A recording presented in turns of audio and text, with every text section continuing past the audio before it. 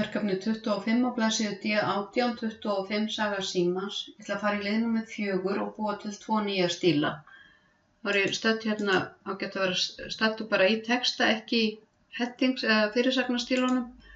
Og við förum í örina niður og veljum hérna New Style.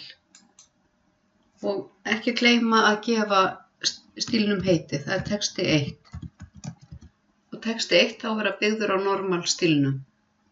Hann er í 11 punkta letri með fullri jöfnun og við ætlum að fara í format og paragraf og velja línubilið multiple 1,1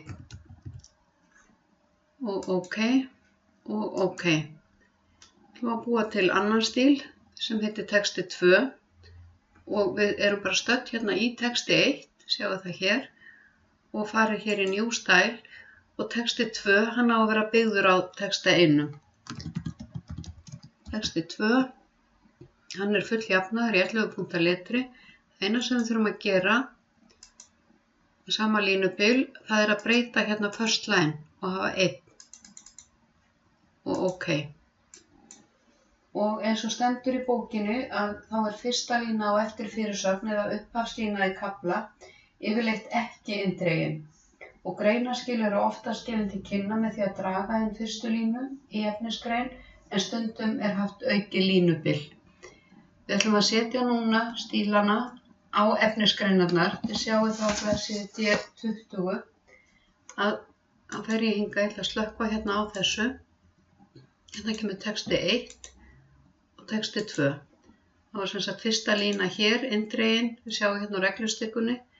Ef þið sjáuð ekki reglustikkuna á skjánum þá er hún stillt hérna í view og hakaði rúler. Svo höldum við hérna áfram og hún flippa. Texti 1, texti 2.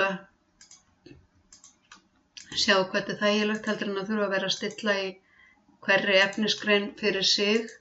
Útlitið, þetta samræmir líka útlit á öllu skjalinu. Texti 2.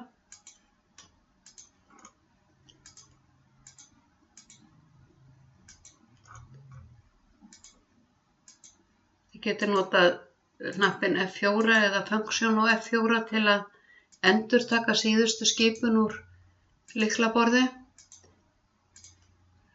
Ef þið eru á fartölvu þá er það yfirleitt function og F4 en á borðtölvu er það F4. Sjá hérna, þetta er alveg að koma, texti 1 og texti 2. Svo setjið ég dagsetninguna í dag, eða þann dag sem þið eruð að skila verkefninu. Í dag er 30. ágúst 2016 og svo myndið þið setja nafnið ykkar hér og skáletraða. Skrifið fullt nafn undir.